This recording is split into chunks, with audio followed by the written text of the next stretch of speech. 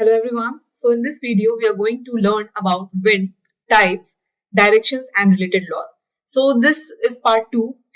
जो part 1 हमने निकाला है. If you have not seen that videos, please go there and see that video because this is a continuation of that particular video. तो अगर आपने pressure belts को नहीं समझा है, तो you won't be able to understand the direction of winds. Okay, so it's very important that you see that video first and then you come to this video. Okay, so this is actually the part 2. So let's start. Let's begin. So let's first discuss this question, which I asked in the previous video, that consider the following statement regarding the marine heat waves. Okay. So marine heat waves occur in all the latitudes except the areas beyond 60 degree north and 60 degrees south latitudes. So this statement is incorrect because that day also we read that this marine heat wave is just not the phenomena of one particular latitude. It can be found in all the latitudes. Okay. So the first statement is incorrect.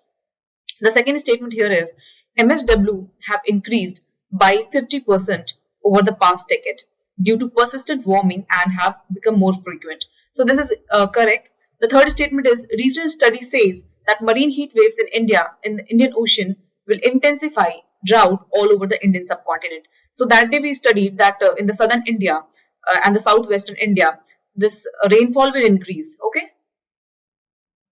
But in the central India, a drought-like condition can occur. So there are areas where the rainfall will increase and there are certain areas where the drought-like condition will increase. So this statement is incorrect. Okay, so what we are having the answer, we have only B. Fine.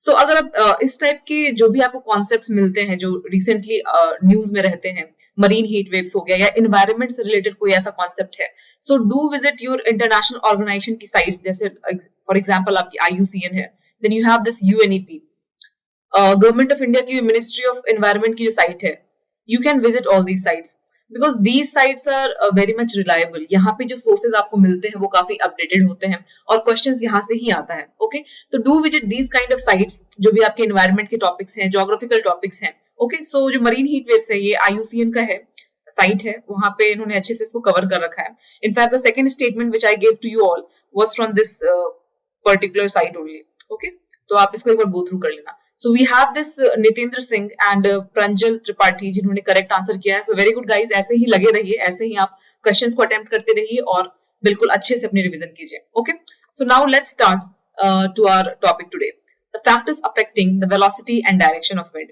C, so the horizontal wind near earth surface respond to. See, don't get confused between your horizontal wind and vertical wind. For example, ये suppose आपका ocean है, right? यहाँ पे कोई pressure अभी form नहीं हुआ है. सन की रेस के कारण, सन की हीट के कारण this area, this ocean will be heated up और जो मॉलिक्यूल्स हैं, एयर मॉलिक्यूल्स है, that will start expanding. Okay, they will expand and they will start moving upward. Okay, so ये जो अपवर्ड मूवमेंट हो रहा है that is your vertical movement. Okay, तो this is your vertical movement, इसको air current भी बोलते हैं. What is your horizontal movement? अब सपोज यहाँ पे आपकी ऑलरेडी हाई प्रेशर और लो प्रेशर जो बेल्ट्स हैं वो क्रिएटेड है, तो जो विंड की अब मूवमेंट है वो हॉरिजॉन्टली होगी ऑन द सरफेस.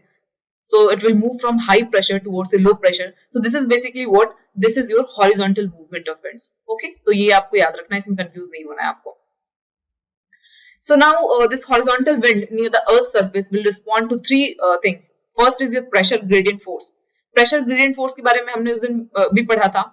So जितनी ज्यादा स्टीप होगी आपकी प्रेशर ग्रेडियंट फोर्स, आपकी जो विंड की वेलोसिटी है उतनी ही हाई होगी. कैसे? फॉर एग्जांपल ये स्लोप है आपका, this is a steep kind of slope.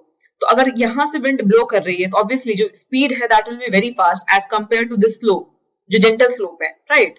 तो विंड की स्पीड काफी फास्ट होगी जब आपकी प्रेशर ग्रेडियंट जो है वो स्टीप होती है. तो उस दिन हमने ये भी देखा था एक कॉन्सेप्ट की जो आपकी आइसोबार्स हैं, if they are closely spaced, अगर वो क्लोजली स्पेस्ड हैं तो क्या होता है, that is a kind of situation of your steep gradient, right? ये वाला जो सिचुएशन है, this is steep gradient. Okay, now and this will form your gentle type of slope. इसका फॉर्मेशन इस कुछ ऐसे होगा और जो ऊपर वाले हैं जो क्लोजली पैक्ड हैं उसका कुछ इस टाइप से होगा. ओके, तो ये आपको याद रखना है कि जितनी ज्यादा ग्रेडियंट जो है, प्रेशर ग्रेडियंट वो स्टीप होगी, उतनी ही ज्यादा विंड की वेलोसिटी है that will B high. So that will determine your direction of wind. The second important force here is your frictional force. Frictional force क्या होता है कि जब आप सरफेस पे होते हो तो these frictional force are in high amount. और ये जो फ्रिक्शनल फोर्स है ये डिटरमाइन होता है कि आपकी सरफेस कैसी है। अगर रफ सरफेस है then friction will be very high, अगर स्मूथ सरफेस है तो फ्रिक्शन विल बी लेस। तो जो फ्रिक्शनल फोर्स है इसके कारण क्या होता है कि जो विंड की स्पीड है वो स्लो डाउन होती है। जितनी ज्यादा फ्रिक्शन है उतना ही विंड का स्पीड जो है दैट विल बी स्लो, वो उतनी धीरे धीरे वहां से ब्लो करेगी। बट जैसे ही फ्रिक्शन कम होता है विंड की जो स्पीड है वो फास्ट हो जाएगी क्योंकि उसको कोई फ्रिक्शन नहीं मिल रहा है। तो this you have to remember that this frictional force slows the wind speed in the and in the lower troposphere less deflection due to more friction। ठीक है, तो जैसे जैसे ही आप ऊपर की ओर जाएंगे अपर ऑल्टीट्यूड में, तो क्या होता है कि जो फ्रिक्शन है दैट विल बी लेस, ठीक है, as compare to your surface. Surface पे आपको बहुत ज्यादा फ्रिक्शन देखने को मिल जाता है, तो ऑब्वियसली विंड की डिफ्लेक्शन जो है उतनी कम होगी। अब जैसे ही आप ऊपर जाएंगे फ्रिक्शन कम है तो विंड इतनी तेजी से मूव करेगा। So this you have to remember. So these two things we have read, that pressure gradient force and second is your frictional force. Third important and very important factor is your Coriolis force. ठीक है, Coriolis force will be directly proportional to the velocity of moving body, mass of moving body and angle of latitude. What does this directly proportional means? अगर एक चीज बढ़ रही है तो दूसरा भी बढ़ेगा। ठीक है, तो सपोज आपकी जो मूविंग बॉडी है उसकी स्पीड, उसकी वेलोसिटी बढ़ रही है तो आपकी कोरियोलिस फोर्स जो है उस पर ज्यादा अच्छे से एप्लीकेबल होगा। देन अगर आप अपर लैटिट्यूड की तरफ जाते हो, ऊपर की ओर जाते हो, 0 से आप 90 डिग्री की तरफ जाते हो, तो जैसे जैसे आप ऊपर लैटिट्यूड की तरफ जा रहे हो तो you will see the impact of Coriolis force will increase. So will read about this Coriolis force in detail here. Let's see this Gaspard Gustave de Coriolis, he was basically a French scientist. वो French scientist थे। इनकी study यही थी कि जो एक rotating object है उसमें अगर कोई भी पर्टिकुलर ऑब्जेक्ट जाता है तो उसकी डिफ्लेक्शन कैसी होगी। तो उनकी फाइंडिंग यही थी कि जो भी अगर कोई ऑब्जेक्ट रोटेट कर रहा है तो deflection will be in the right direction. Okay, so he is best known for his work on the supplementary forces that are detected in a rotating frame of reference leading to the Coriolis effect. Okay, अब आपको यहाँ पे एक concept समझने की जरूरत है। ठीक है, suppose this is your earth, it is tilted, ठीक है, दिस इज योर इक्वेटर। तो यहाँ का जो रेडियस है, this radius is much more higher than this particular point, this area. Okay, and we know this earth will rotate in 24 hours. तो क्योंकि ये जो एरिया है, this area is having this is high large area, so this will have high speed, क्योंकि वो area उसको cover करना है। तो जो आपको इक्वेटर के पास वाला एरिया है that will have high speed, उनकी जो स्पीड है that will be very high as compare to this area. क्योंकि इसका एरिया कम है तो उनको बहुत ही कम एरिया कवर करना है इन वन रोटेशन। ठीक है, सो this will B relatively very low speed. Okay, so this you have to remember. Now suppose these are different latitudes. Okay, तो आपने इक्वेटर से, this is point A on equator, this is A on equator, and suppose this is point B, same on the same see here is point U B. Okay, तो suppose अगर earth rotate नहीं करती and if you have thrown a ball from this point A towards this point B, तो अगर earth rotate नहीं करती तो this ball have been landed exactly to this B. ठीक है, इस पे, लेकिन क्योंकि अर्थ रोटेट कर रहा है, this area is moving, this area, this equator वाला area is moving faster and faster, तो यहां से जो आप बॉल थ्रो करोगे तो this will land exactly to the right of your B.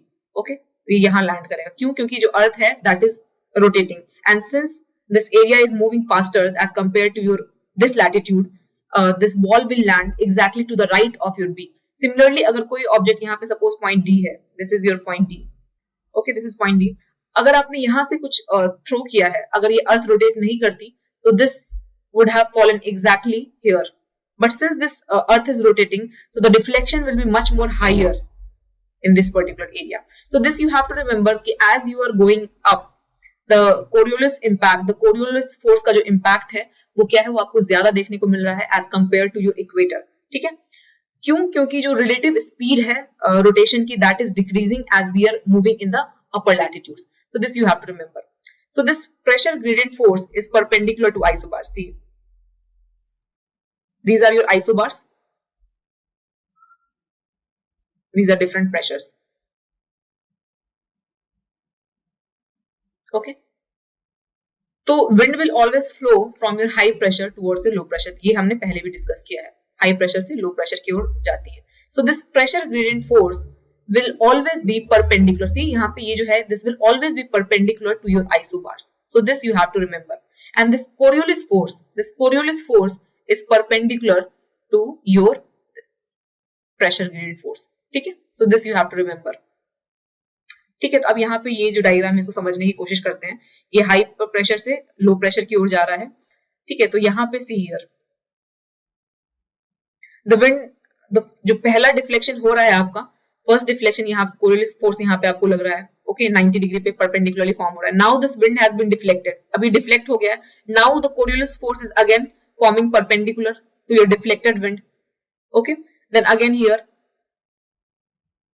सो जैसे ही आप अपर ट्रोपोस्फेयर में जाते हो अराउंड 600 मीटर के आसपास, फ्रिक्शन वहां पे आपको बहुत कम मिलता है.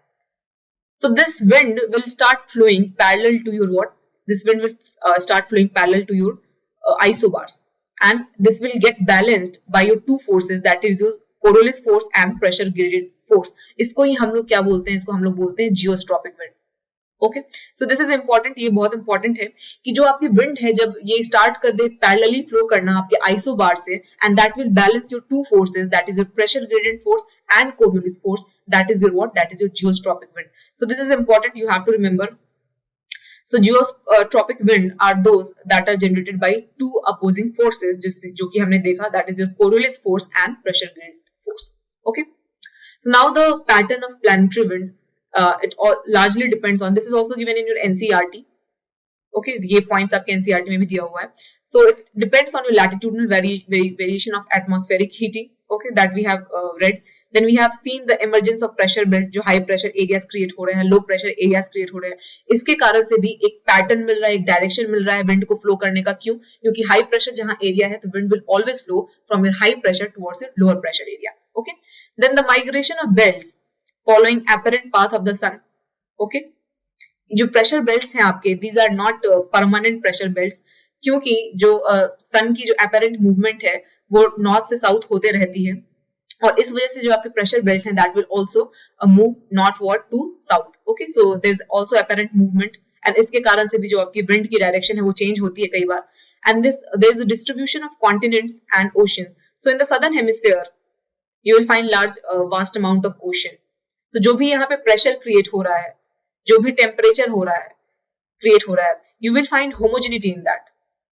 आपको यहाँ पे होमोजेनिटी मिलती है सदर्न हेमिस्फीयर में as compare to your northern hemisphere में, जहां पे कि आपको बहुत सारे लैंड एरियाज हैं. Then you have this ocean. So we know that there is a difference in the heating and cooling of land and ocean. So in the southern hemisphere वहां पे जो प्रेशर बेल्ट हैं वो आपको ज्यादा profound मिलते हैं, ज्यादा प्रोमिनेंट मिलते हैं. क्यों? क्योंकि वहां पे जो होमोजेनिटी है सरफेस की वो मेंटेन हो रखी है. Okay, and also the rotation of earth is also causing Coriolis force, जिसके कारण की जो डायरेक्शन है विंड का वो डिफ्लेक्ट हो जाता है. Okay, and this wind is measured with an instrument that is anemometer. Okay, so this you have to remember. Now see here the classification of wind. Wind को कैसे क्लासिफाई किया गया है? So wind is being classified into two parts, that is your permanent wind. Permanent wind is from the name itself suggest, जो wind permanent है throughout आपके globe में वो flow कर रही है, that is your permanent wind. And these are invariable, and इसको ही हम लोग planetary winds भी बोलते हैं. Okay, the second is your variable winds, जो कि vary कर सकती हैं. Okay, part to part vary कर सकती हैं, seasons to seasons vary कर सकती हैं. So these are variable winds. So your seasonal winds are there. Then you have this local wind. Then you have mountain and valley breezes. ये भी आपके क्या है? Variable winds है, कभी मिलेंगे कभी नहीं मिलेंगे, किसी जगह पे मिलते हैं नहीं मिलते हैं. Then you have land and sea breezes. Okay, so in this video we are discussing particularly this permanent wind, क्योंकि permanent wind से ही आपका जो atmospheric circulation है वो determine होता है, तो इसको समझना बहुत important है. So in this video we are focusing on this permanent wind. Fine. तो आपको एक चीज ये याद रखनी है, Farrell's law. Okay, so इन्होंने एक रूल दिया था. इनका रूल ये था which is based on your Coriolis force, कि जो भी air है और wind है that will move, that will deflect to the right in the northern hemisphere and to the south in the to the left in the southern hemisphere. ठीक है, northern hemisphere में क्या हो रहा है वो, एक minute just. so northern hemisphere में आपको क्या मिल रहा है, वो right deflect कर रहा है wind और जो air है आपके, और सदर्न हेमिस्फीयर में, in southern hemisphere this wind will deflect what? This wind will deflect left. So this you have to remember. This is the basic rule और ये rule हर जगह follow होगा और यहीं से सारे concept जो हैं वो develop होते हैं. And this particular Farrell's law is based on your Coriolis force. Coriolis force पे ही independent है ये, ठीक है? So now see here. उस दिन हमने क्या पढ़ा था? We saw this low pressure belt यहाँ पे. अब again I am not going to explain कि कैसे low pressure हुआ है यहाँ पे. You should go and see that video. Okay. In this we are discussing just the pattern of wind. यहाँ पे क्या है ये? This is your high pressure belt. Wind की मूवमेंट कैसे होगी? विंड की मूवमेंट होगी from high pressure towards your low pressure, ठीक है? अगेन यहाँ पे सब पोलर लो है. This is again your what? This is low pressure area और ये वाला जो है यहाँ पे हाई प्रेशर है, पोलर एरिया. ये हमने पढ़ा था, ठीक है? विंड की मूवमेंट कैसे हो रही है? Wind is moving in both the direction. सब ट्रॉपिकल हाई से लो की तरफ गया, एक तरफ इधर आ रहा है और एक जो विंड का डायरेक्शन है, एक जो that is moving in your sub polar low. क्योंकि दोनों ही side you are finding this low pressure belt, ठीक है? तो विंड की मूवमेंट ऐसा नहीं है ना कि सिर्फ एक डायरेक्शन में होगी, दोनों ही तरफ जाएंगी क्योंकि दोनों ही तरफ आपकी लो प्रेशर जो है वो क्रिएट हुए हैं. सो दिस सब ट्रॉपिकल हाई से जो विंड है वो स्टार्ट करेंगी ऐसे जाना, ठीक है? अगेन यहाँ पे आपका हाई प्रेशर है तो इस हाई प्रेशर से इस डायरेक्शन में मूव करेगी विंड. अगेन सिमिलरली यहाँ पे सेम कॉन्सेप्ट है सदर्न हेमिस्फीयर में भी. And here also sub tropical low से सब ट्रॉपिकल हाई की तरफ because of the pressure gradient. And then again यहाँ पे हाई प्रेशर है, so from here the wind will go in this direction. Okay, so this is common. This is the case when the earth is not rotating. Okay, अब क्योंकि earth rotate कर रहा है, see here, suppose here you are standing, यहाँ पे आप खड़े हैं in this particular subtropical high pressure belt पे आप खड़े हैं. Okay, you are standing here और आपका जो face है, this face is towards your south. South की तरफ आपका फेस है, ठीक है? आप यहाँ पे खड़े हो तो इस केस में आपका राइट क्या है? What is your right? This is your right. Okay, this is your right. So जो विंड की डायरेक्शन है, this is your towards right. Okay, this you have to remember. And these are called easterlies. Easterlies क्यों बोलते हैं? क्योंकि इसकी जो direction अगर आप देखोगे that is east to west, east से वेस्ट की तरफ जा रही है. तो this is very common concept. Just try to understand, just try to apply your logic here, ठीक है? क्योंकि जो विंड है वो डिफ्लेक्ट हो रहा है. नदर्न हेमिस्फीयर में कैसे डिफ्लेक्ट हो रहा है? राइट की तरफ डिफ्लेक्ट हो रहा है. सदर्न हेमिस्फीयर में कैसे डिफ्लेक्ट हो रहा है? लेफ्ट की तरफ हो रहा है, ठीक है? तो अगर आप यहाँ पे खड़े हो सब ट्रॉपिकल हाई की तरफ और आपका जो फेस है that is towards your south, तो आपका राइट ये है, ये this is your right. So wind की डायरेक्शन ये होगी. नाउ अगेन अगेन आपको कहाँ जाना है? आपको जाना है सब पोलर लो की तरफ जाना है. तो आपका फेस अब इस साइड हो गया है, towards your north. This side is your face now, ठीक है? अब इस केस में आपका राइट क्या है? This is your right. Okay, then again wind की मूवमेंट जो है इस वे में होगी. Okay, so these are what? These are westerlies. क्यों? क्योंकि इसकी जो विंड की डायरेक्शन है that is west to east. Okay, now come to the southern hemisphere. यहाँ पे भी मैंने आपको बताया कि विंड की मूवमेंट हमेशा कैसे होगी? High pressure to low pressure, ठीक है? क्योंकि ये सदर्न हेमिस्फीयर में है, यहाँ पे डिफ्लेक्शन कैसे होगा? Deflection will be left. Okay, तो अगेन यहाँ पे आप खड़े हैं, यू आर स्टैंडिंग हियर. तो इस केस में आपका लेफ्ट क्या हो जाएगा? This is your left. And आपका जो फेस है you are facing north, you are facing north here. आपका जो लेफ्ट है वो क्या हो जाएगा? This will be your left. तो विंड की डायरेक्शन आप देखो यहाँ पे ऐसे डिफ्लेक्ट होगी. Okay, fine. अगेन आप यहाँ पे खड़े हैं सब ट्रॉपिकल हाई के पास एंड आपका फेस जो है नॉर्थ की साउथ की तरफ है. तो इस केस में आपका लेफ्ट क्या हो जाएगा? Tell me. This is your left. Okay, wind की डायरेक्शन देखो लेफ्ट की ओर है, ठीक है? सो इसी तरह से जो आपकी विंड की डायरेक्शन है वो डिटरमाइन हुई है. तो फेरेल्स लॉ आपको बिल्कुल याद रखना है, जो कि based upon it is based upon your Coriolis force. North में हमेशा राइट की डायरेक्शन में डिफ्लेक्ट होता है विंड की डायरेक्शन एंड साउथ में आपका हमेशा लेफ्ट की तरफ होता है डिफ्लेक्शन, ठीक है? तो this you have to remember. And also you have to remember कि आप कैसे मूव कर रहे हो. आप सब पोलर लो की तरफ जा रहे हो या सब ट्रॉपिकल हाई की तरफ जा रहे हो या फिर आप इक्वेटोरियल एरिया की तरफ जा रहे हो. तो you also have to remember the direction, ठीक है? तो अगर आपको डायरेक्शन याद हो गया तो you can easily draw this particular pressure belt. Okay, so यहाँ पे ये कॉन्सेप्ट था. आगे हम देखते हैं और डिटेल में देखते हैं आपको. सो दीज आर परमानेंट और प्लैनेटरी विंड्स. सो डॉल्ड्रम्स आपको मिल जाएंगे यहाँ पे 5 डिग्री नॉर्थ से 5 डिग्री साउथ की ओर. I don't know, this is not working properly this day, I don't know why, ठीक है? तो यहाँ पे आपको डॉल्ड्रम्स मिल जाएंगे. क्यों? और ये जो एरिया है दैट इज योर काम एरिया. यहाँ पे जो विंड्स हैं ये दोनों साइड से आके जो नॉर्थ ईस्ट ट्रेड विंड्स हैं और जो साउथ ईस्ट ट्रेड विंड्स हैं ये जो है यहाँ पे आगे कन्वर्ज हो रही हैं, ठीक है? कन्वर्ज होने के कारण क्या है?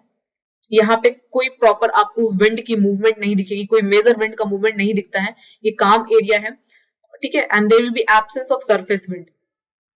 सो ये जो एरिया, ये काम एरिया, यहाँ पे कन्वर्जेंस हो रहा है दोनों साइड से, साउथ ईस्ट ट्रेड विंड्स का और नॉर्थ ईस्ट ट्रेड विंड का। ट्रेड विंड इसलिए नाम रखा गया क्योंकि इनिशियली पहले के टाइम में जो ट्रेडिंग होती थी, तो इस विंड के कारण क्या होता था, जो सेलिंग है, शिप की सेलिंग है, वो बहुत इजी हो जाती थी। उस कारण से इसको हम लोग ट्रेड विंड बोलते हैं। That is north east trade winds and south east trade winds. तो यहाँ पे कन्वर्जेंस हो रहा है, तो that this is your doldrum area. Okay, so these are light and variable winds. So trade wind will extend from a 30 degree north to 30 degree south. So this पूरा area जो है आपका ट्रेड विंड का है, easterly बोलते हैं, east to west direction में जो है आपकी फ्लो हो रही है आपकी विंड, ठीक है। क्यों हो रही है हमने देखा, क्योंकि यहाँ पे आपका हाई प्रेशर क्रिएट हो रहा है, this is your low pressure, again यहाँ पे आपका हाई प्रेशर है, तो हाई से लो की तरफ जाएंगे, और सिंस पैरेलल लॉ के कारण हमने पढ़ा कि डिफ्लेक्शन जो है नदर्न हेमिस्फीयर में राइट की तरफ होगा, सदर्न हेमिस्फीयर में लेफ्ट की तरफ होगा, ठीक है। तो this you have to remember. And from sub tropical high pressure areas towards equatorial low pressure belt. Okay, so this is about your trade winds, that is your easterly. Okay, now second thing here is westerlies. Westerly का भी हमने पढ़ा, क्योंकि हमें अब जाना है कहाँ, हमें जाना है सब पोलर लो की तरफ। ओके, तो हमारी जो हमारा फेस है, we are facing now north, तो हमारी जो डायरेक्शन है that will be north. Okay, so right का अगर डिफ्लेक्शन आप देखो, so this is your right. Okay, and यहाँ पे अगर आप देखो deflection, so this is your left. Okay, so ऊपर से भी अगर आप देखेंगे, ऊपर से भी जो एयर आ रही थी, dense air is coming from your polar areas, और नीचे की ओर से आपकी जो है वार्म एयर जो है वो आ रहा है। So these two airs again is converging here, यहाँ पे कन्वर्जेंस हो रहा है, तो there is a formation of front formation बोलते हैं। क्यों? क्योंकि यहाँ पे two contrasting air mass, that is warm air mass and cold air mass, that is converging here, इसको हम लोग फ्रंट फॉर्मेशन बोलते हैं। यहाँ पे भी बारिश अच्छी होगी, क्लाउड फॉर्मेशन होगा, और यहाँ पे टेम्परेट साइक्लोन्स डेवलप होते हैं। Okay, so these are your fronts. So horse latitude, that is 30 to 35 degree of latitude, ठीक है।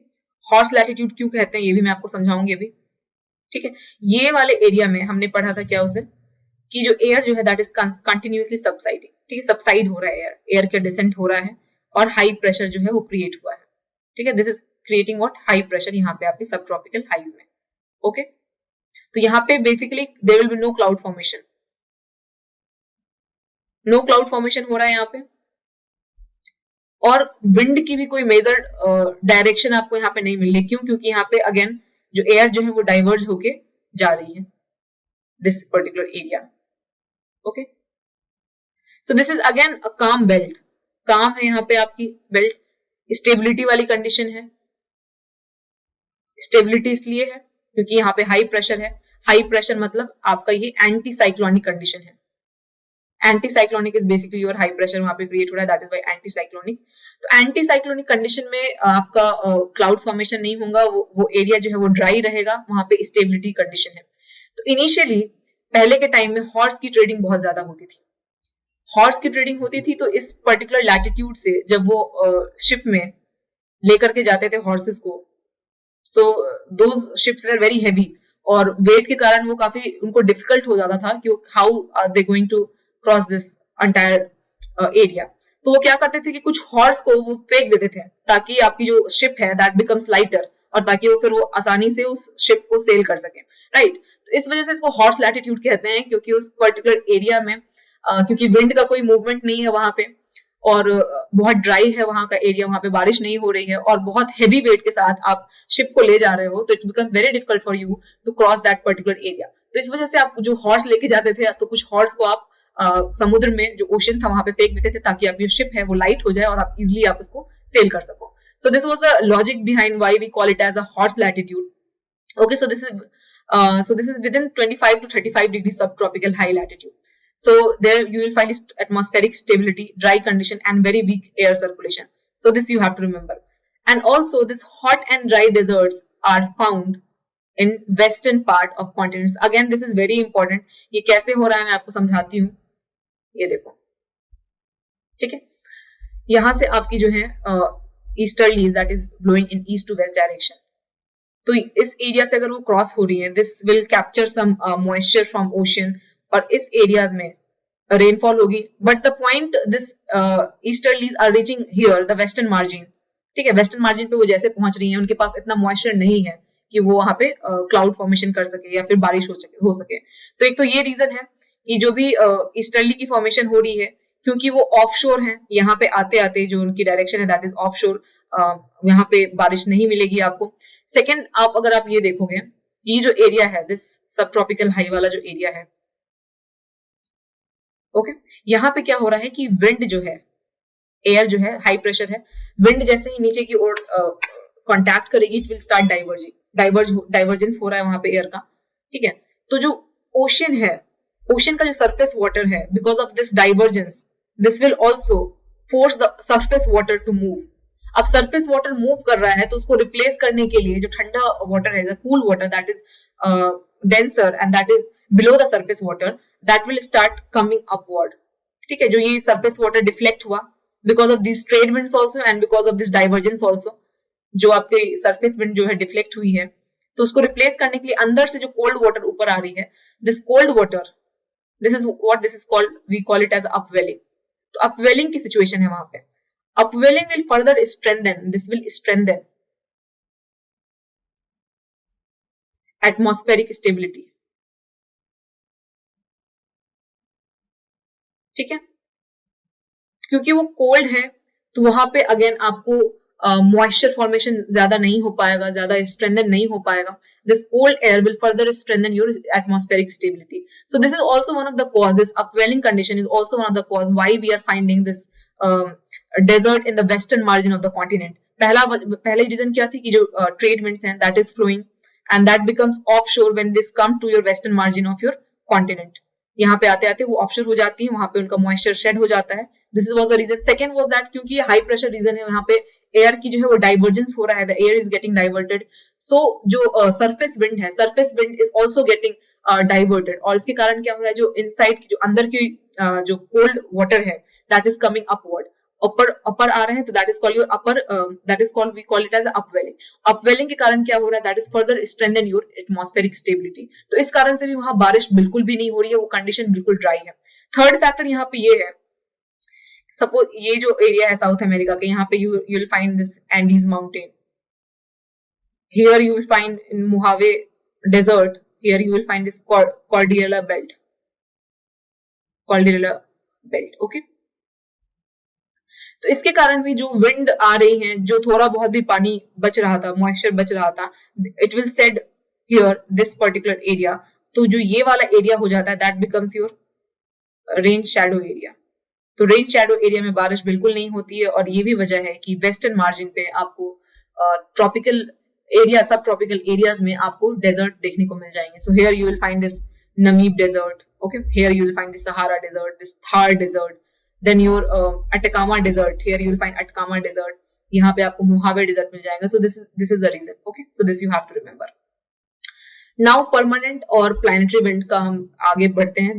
These westerlies bring much precipitation in the western part of the continent, in the northwestern European coast. see, अब यहाँ पे मान लो कोई continent है, this continent, again this westerly is blowing, so this is capturing moisture from your ocean. तो यहाँ से आपका जो है मॉइस्चर वो लेगा and this area will receive rainfall. और जब तक में ये इस पार्ट में आता है, दिस ईस्टर्न साइड, तब तक में वो अपना मॉइस्चर को शेड कर चुका है. This area will be dry. Okay, so westerlies are onshore here, onshore, and this is your offshore. Okay, तो वेस्टर्लीज का हमें ये ध्यान में रखना है कि this will bring precipitation in the western part of the continent as compare to the eastern part. And these are best developed between 40 and 65 degree south latitude, जिसको कि roaring 40s बोलते हैं, furious 50s बोलते हैं at 50 degree latitude पे, streaking 60s बोलते हैं at 60 degree latitude पे. अच्छे से इसलिए डेवलप्ड है, वेल डेवलप्ड इसलिए है because I have discussed it earlier also, क्योंकि सदर्न हेमिस्फीयर में you will find lots of ocean, तो वहां पे एक होमोजिनिटी मिलती है सरफेस एरिया का. तो इस होमोजिनिटी के कारण जो भी प्रेशर बेल्ट हैं, जो टेम्परेचर बेल्ट हैं, that are developed very prominently. तो इस वजह से जो है आपको वेस्टर्ली जो है that will you find in the southern hemisphere well developed, जिसको कि डिफरेंट डिफरेंट नेम से हम बोलते हैं, that is your roaring 40s, furious 50s and then striking 60s. Okay, so now the polar easterlies, these are the last. Polar easterlies भी वही है, these are the dry cold prevailing winds. Direction of flow आपकी north east है, north east to south west direction में होगी in the northern hemisphere, and in the southern hemisphere it will be from south east to north west. Okay, same concept है, deflection आपकी northern hemisphere में right की ओर होगा और south में आपकी लेफ्ट की ओर होगा. ओके, सो अगेन जो हमने प्रेशर बेल्ट और विंड की मूवमेंट हमने डिस्कस की, दैट इज आइडियलाइज सिचुएशन. वो ऐसा सिचुएशन है जब हम सोच रहे हैं कि जो अर्थ है that is not rotating, but since earth is rotating and there is apparent movement of your sun rays, so this pressure belt will also move. कैसे, ये देखो आप, ये आपका समर सॉलिस्टिस का टाइम है. Okay, 21st जून के around, 21st 22nd. See, there is no hard and fast rule. I saw one comment जिसमें कि बोला गया था कि NCERT में it is mentioned winter solstice, it is 21 December, right? So there is no hard and fast rule. You can find 21, 22 June, then you can find 21 December, 22 December, 23rd December. You can find different places. You will find different dates. So there is no hard and fast rule कि 21 है तो 21 ही होगा. It's not like that. ठीक है, तो मैं यहाँ पे ये बोल रही थी कि जो प्रेशर बेल्ट हैं that will also move with the apparent movement of your सन. ठीक है, तो सपोज यहाँ पे देखो, दिस इज योर सब ट्रॉपिकल हाई. ओके, एंड ये आपका कब का टाइम है, ये समर सॉलिस्टिस का टाइम है. ओके, ये आपका इक्वेटोरियल लो प्रेशर बेल्ट है. देन अगेन यहाँ पे सब ट्रॉपिकल हाई है आपका. ठीक है, अब ये नॉर्मल कंडीशन है जब हम इक्विनॉक्स की बात कर रहे हैं. इस केस में आप देखो जो प्रेशर बेल्ट है that has shifted. Okay, now this has shifted, and again in the winter solstice if you see here there is a further southward movement हो रहा है. ठीक है, southward movement हो रहा है आपकी pressure belt का. So this you have to remember. In the summer solstice, when we are having June in the northern hemisphere, the pressure belt will shift northward, and in the winter solstice, in the winter in the northern hemisphere, this pressure belt will shift southward. ठीक है, तो ये आपको याद रखना है. तो suppose यहाँ पे जो मेडिटेरियन बेल्ट है, आपको I am just giving you one example here, 30 to 45 degree के आसपास आपकी मेडिटेरियन रीजन आती है. ठीक है, मेडिटेरियन रीजन आपको मिल जाती है. ठीक है, तो this is here 30 to 45. Okay, तो यहाँ पे आपका मेडिटेरियन रीजन है. Okay, so now this Mediterranean region is in summer solstice में है, तो इनके पास क्या मिल रहा है, इनको नॉर्थ ईस्ट ट्रेड ईस्टर्ली मिल रही है. ठीक है, ईस्टर्ली मिल रही है. so these easterly will not bring rainfall to these areas. क्यों? क्योंकि ये ऑफशोर हो जा रही है, यहाँ पे पूरा इन्होंने शेड कर दिया है अपने मॉइस्चर को, तो इस एरिया में आते आते ये क्या बन गया, ये ड्राई बन गया है. This area has become very dry. Okay, so Mediterranean region will not receive rainfall in your summer area, in your summer season. Fine, but now see here, अब again 30 to 45 आप ले लो, 30 to 45 हमने फिर ले लिया. This is again Mediterranean region. Since your pressure belt has shifted, अब pressure belt जो है वो फिर शिफ्ट हो गया है. तो अब इस एरिया को देखेंगे तो now this has come in the influence of westerly. अब westerly के इन्फ्लुएंस में है, तो यहाँ पे आप देखेंगे तो अच्छी बारिश होगी. क्यों? क्योंकि ये जो वेस्टर्ली है that is wind that is flowing from west to east is onshore है, तो मॉइस्चर उठाएगा ओशन से, and this area will receive good amount of rainfall in winter season. So this is the reason why this Mediterranean region is having rainfall in your winter month. Okay, so this is all for today. I hope आप सबको समझ में आ गया होगा. नहीं समझ में आया है तो please let me know. I'll try to make you understand. In the next video we are starting with oceanography. उसमें हम ocean current के बारे में पढ़ेंगे. So that is also based on your wind movement. Easterly और westerly के movement में ही आपके करंट पैटर्न भी डिटरमाइन होते हैं. So that will discuss in the next video, and further हम कुछ क्लाइमेटोलॉजिकल इवेंट्स के बारे में पढ़ेंगे, जैसे कि आपके अमॉक्स हैं और भी क्लाइमेटोलॉजिकल इवेंट्स हैं, हम लोग उसको पढ़ेंगे. So till then, bye bye and take care. Subscribe to our YouTube channel and press the bell icon on the YouTube app and never miss another update from Civil's Daily.